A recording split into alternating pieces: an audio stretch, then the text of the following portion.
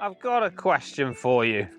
What do you find, and in the comments down below, the hardest golf shot in golf? What golf shot scares you the most as you're walking up to it and you're thinking, oh, I really don't want to play this? When you're stood over it, you're just thinking, I'm going to mess this up. Let me know in the comments down below, what is the scariest golf shot for you out on the golf course? Well, recently I was playing one of the top 50 golf courses in England. I'm trying to play all of them, so if you have missed any of them, go and check them out. And I played with Cal, and we got to, it was actually our last hole, and it was a par 3 over water, just like the one I have in front of me here. And it was so interesting because generally speaking, I'm going to hit my irons pretty solid. They're going to go a certain distance, and I'm not really too worried about what's short, what's long. I'm just literally trying to hit a target, a distance, and it's more my left and right that I'm worried about. But on the tee, I asked her, does this sort of shot intimidate you? And because I just thought when I was a higher handicap, this totally would intimidate me. And this is what she said. Do you find these sorts of holes intimidating or not? Do you thrive on it? 100% intimidating. Oh, do you? Okay. Are you sure you want to let me use your ball? So you're thinking about the water, are you? Not the green? I'm thinking about getting under my ball. Okay. So you've teed it up a bit higher? So I've teed it up a little bit higher. Yeah. And I'm going to think about just keeping my knees bent. Why? Stay down. Why? So I don't top it into the water. Okay. Keep my knees bent, stay low. Let's see what happens. Yes. Go on. Go on. Yes. Oh, gone over the green.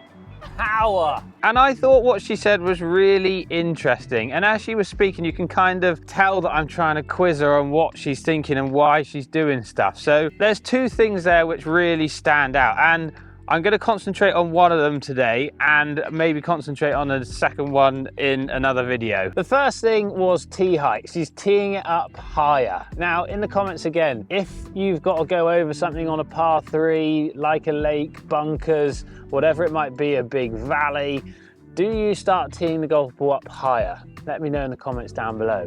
And the second thing was that she's going to bend her legs more. She's going to try and stay down on it so she doesn't top it. Well, if I show you a quick replay, I guarantee you that she's probably not going to keep her knees bent and stay down on it. And she does it quite a good shot, which is nice to see. But if you're trying to keep your head down, keep your knees bent, those sorts of ideas on these kind of shots, I'd suggest it's probably not the best way to go, but that can be another video. Let me know in the comments down below if you want something like that. So let's talk about the first thing, tee height. Cal tees the ball up higher so she can get under it more. As you can see here, I've teed up 4 golf balls. One's on the ground, one's a tiny bit teed up, so literally the tee is pointing just through the grass. Third one, you've got quite a bit of tee showing through the grass, and then the fourth one's kind of like a driver height. And each one of these is probably going to do something slightly different. So if we start with the ball off the ground, you'll see in course videos,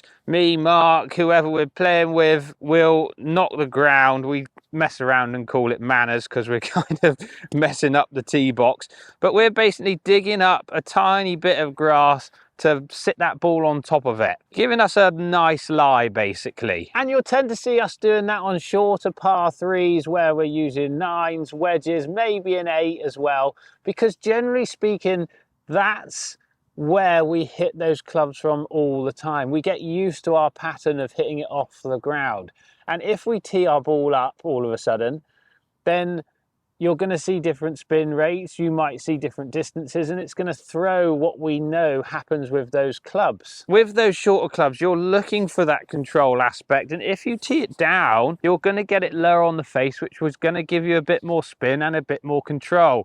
So that's generally why on shorter clubs, you'll see us hitting it off the floor. Now, the second one, where the tee's popping through the grass and it's slightly teed up. This is probably where I would recommend you teeing up most of your par 3 heights. Depending on your skill set and how confident you are at striking your irons, giving yourself a little margin for error, having that ball a little bit teed up, moving that ball up the grooves on your face a little bit is really going to help with consistency. When you tee the ball up this sort of height, it's in the sweet spot. So returning the club in the right spot, you're going to get good spin rates, you're going to get good launches, you're going to get good distances.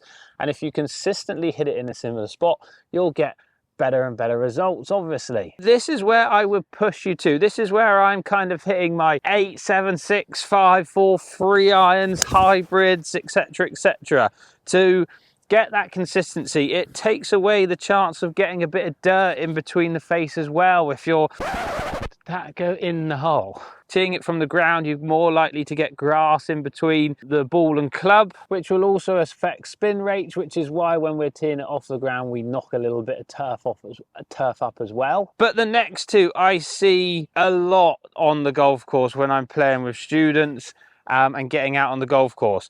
As soon as you start teeing it up this high, you're going to have to start adjusting your swing, your setups, and you're going to have to be very careful of where you strike that golf ball on the face now as well. Lower on the face is going to spin the golf ball more. As soon as you work higher and higher and higher and higher, that ball is going to spin less and less. So at a point, there'll be your sweet spot. At the little bit above it, there'll be like a knuckleball, a slightly lower spinning shot. But then when you get right to the top here, and go and try and hit it on the range, tee the ball up like a driver and try and hit a golf ball right up the top of the face. If you've never felt it before, I'm sure you would have if you're a regular golfer. Teeing the ball up loads and getting the ball to strike up here, you'll get that golf ball going absolutely nowhere.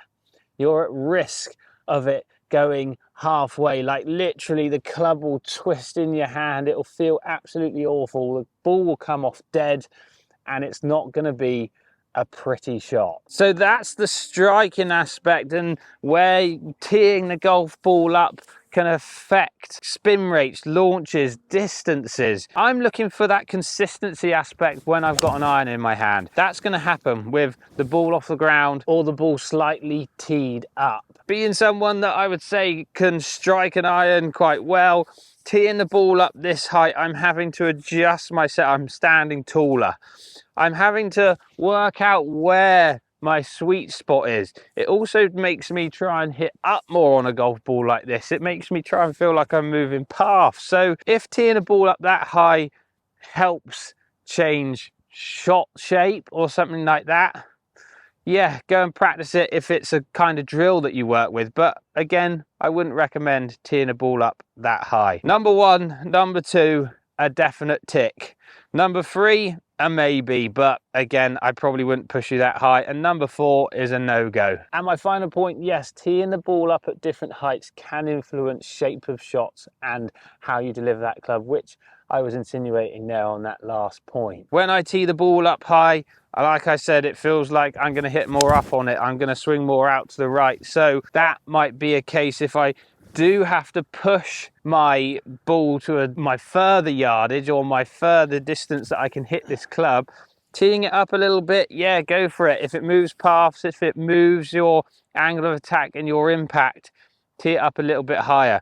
Definitely teeing it down a little more, you'll tend to see people get a little bit more fadey. They'll cut across it a little bit more. They'll try and open the face and add a bit more loft, those kind of ideas with those higher lofted clubs where you're looking for that control. So yes, play around with tee height, not only for shot shapes, for distance control, for consistency of strike. They're all very important and you need to learn what your patterns are. As always in golf, go and practice, find out your patterns, find out what works best for you. But I promise you, generally speaking, tee height 1, tee height 2 is going to be the answer for you. Cal, I also hope you're watching this as well and it makes you think about your tee height when you're faced with one of the scariest golf shots in golf. I hope that helps. Again, in the comments down below, what is your scariest shot on the golf course? Because maybe I could help you with that in the next video. Thanks all for watching. See you in the next one.